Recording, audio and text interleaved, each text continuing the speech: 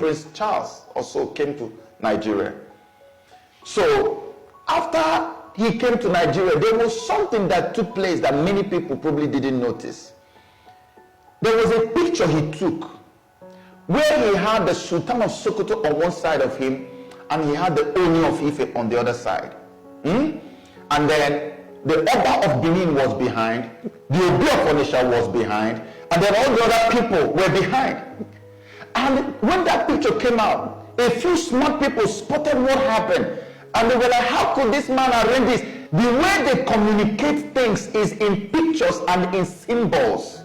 So I was looking at the picture, I said, what is the essence, what is the meaning of this symbolism? Because any symbol they communicate, there is something they're trying to say.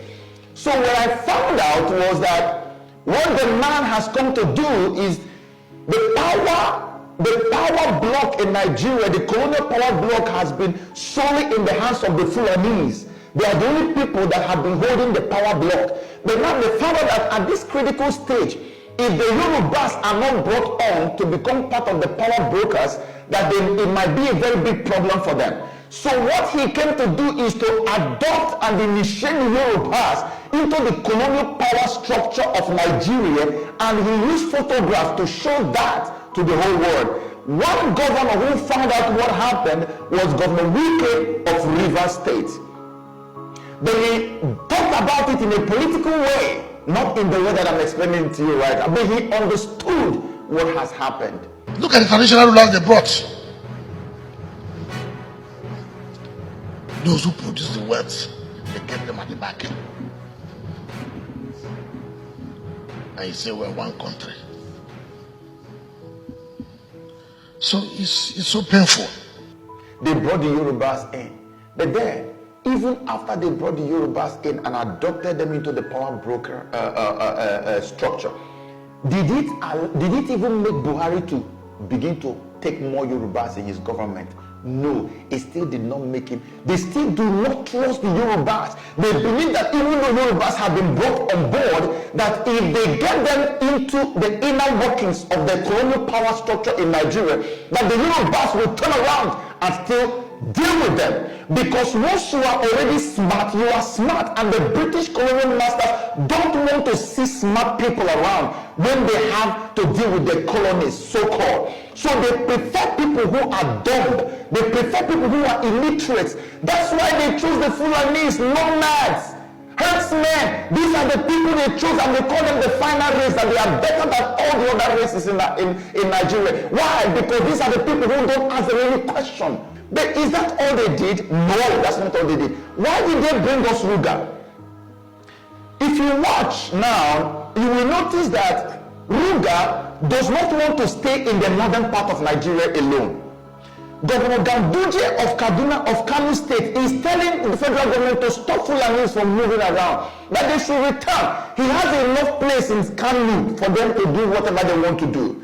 Northern elders from west and say, please vacate the south and come home. The north is big enough. Coalition of northern groups say, come back. And what they got was a threat from Miyetti Allah to them. These are established political structures, sociocultural structures in the north, talking, telling Fulani to come, and Fulani is threatening them. So who is then blowing the trumpet for the Fulanis in Nigeria? You see, the billion-dollar question.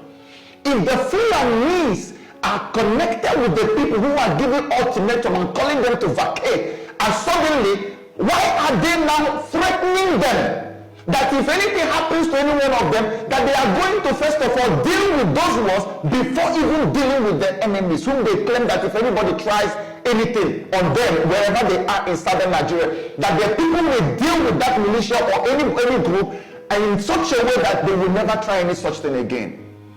This is to show you. Remember when Dr. Kach was talking on Channels Television, he said he was speaking to these Fulani guys, that they were not understanding English.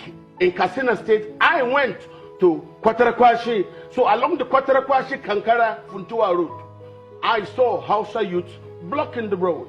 And when I asked what is this, they say their people are being killed and the government is not doing anything. I noticed that a lot of the headsmen that I talk to, they don't speak English. They don't speak Hausa. Because I said, "Hey, Mutumina," he said, he kept quiet. I said, "May I say, why is he not talking?" He kept quiet.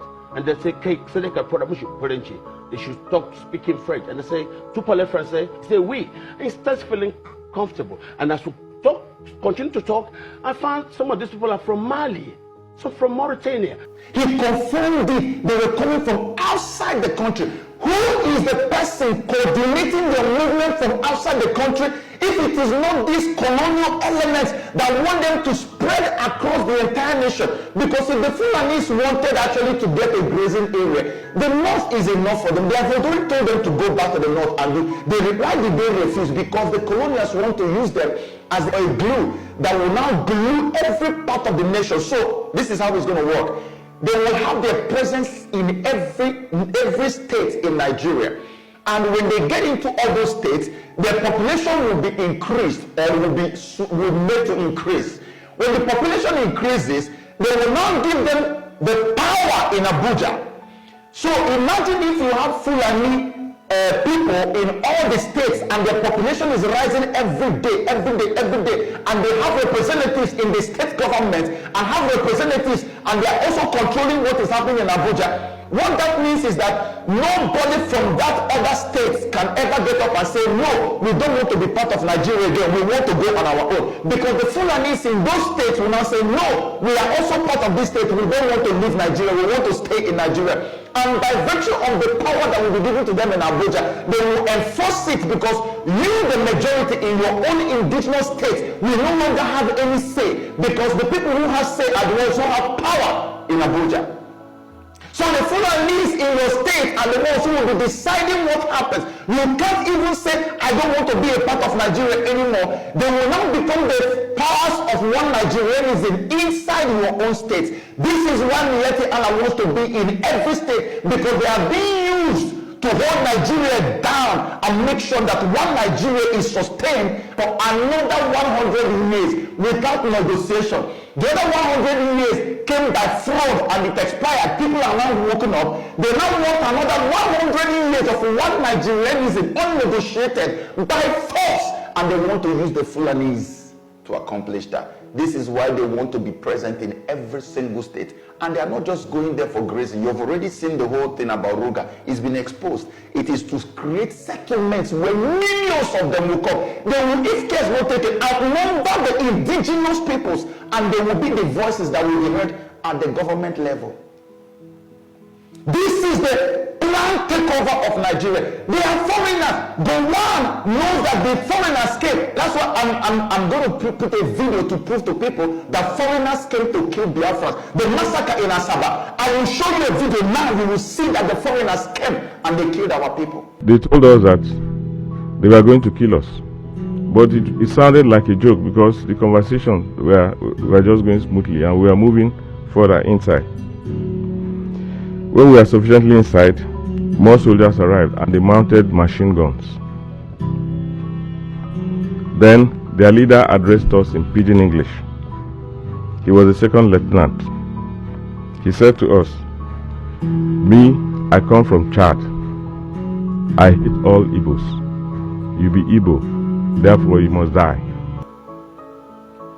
So it was colonials who did it, and when their son, who is General Gowon, came to kill our Biafra, they also probably, that's what I said, probably, now rectified what the colonials did, even though they did not have any right to do that.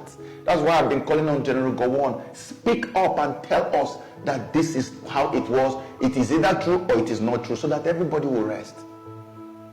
You see what is happening? This is why they want to take over Nigeria, to negotiate another 100 years for us. So as the Fulanis are spreading now, fighting, beating the drums of war, you watch out what is going to happen very soon. Even when war is not coming towards them, they will start the war by themselves. And when they start the war, you know what that means? In Britain, before you close your eyes and open it, they will send their soldiers to come to Nigeria. They say, there's serious war going on. The war may not even have lasted up to 1 week or 4 days. You will see the British military will just land in Nigeria to keep peace. just like what Gavin Williamson had leaked in that document that I talked about in my previous video. They will just use that as a pretense that we're coming to keep peace. And once they land in Nigeria, they will now stand behind the Fulanis and make sure that all the one Nigerianic satanic plot they have is entrenched, and nobody will open their mouth again to say, I want to go out of Nigeria. They want it done because one Nigerianism is a symbol and epitome of colonialism, modern day colonialism. Until that wickedness is destroyed, nobody will ever have freedom in any part of Nigeria. This is why we are calling on people, first of all, begin with waking up. Begin by coming to terms with the reality. Stop praying for Nigeria to be together. Nigeria has expired both in the spiritual and in the physical, and in any aspect you can look at it. It is expired. And let me tell you even the truth. As we keep on praying, no matter what the colonials do, no matter what the agents do in Nigeria, you mark my words, write it down today, Nigeria will still break. It will still break apart. Because we are not meant to be together. If you are joined together by Satan, you will always have trouble all the days of your life.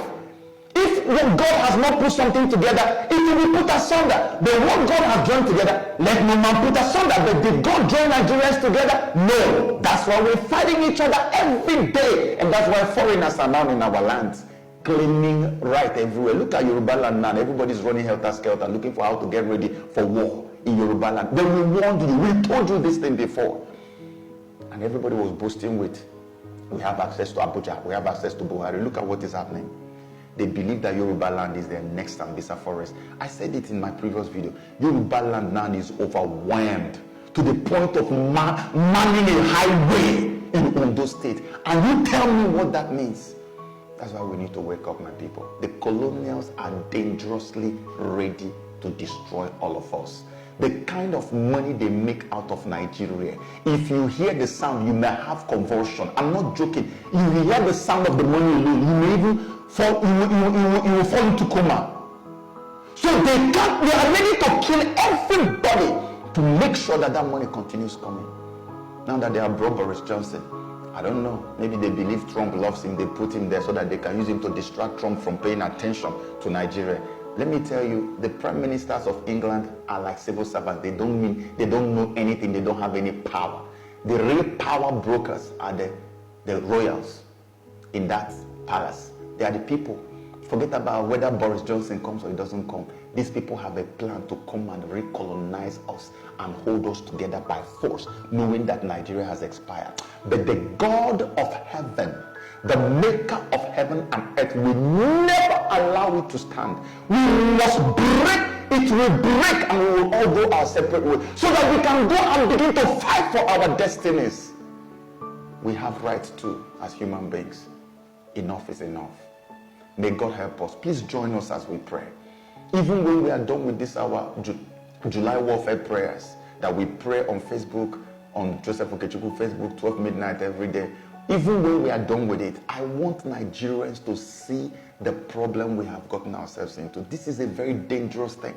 We need to begin to pray. Wherever you are, these people are descendants of Lucifer. If we don't pray, we cannot get anything done. We must pray and pray and pray until God will frustrate the tokens of these liars and give us our freedom on a platter of gold. And may God help us as we ride on, because our time has come.